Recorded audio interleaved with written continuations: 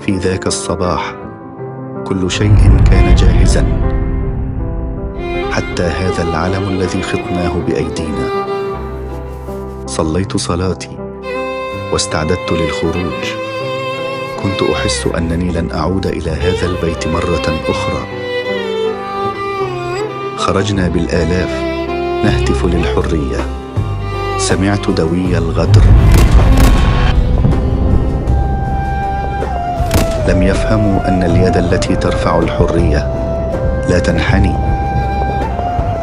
كان العلم بين يدي يتنفس كأنه جزء من جسدي. شعرت بالرصاصة تخترق قلبي. شعرت بأنني أصبحت أخيراً حراً. النبوذيد، أول قطرة دم، رسمت طريق نوفمبر.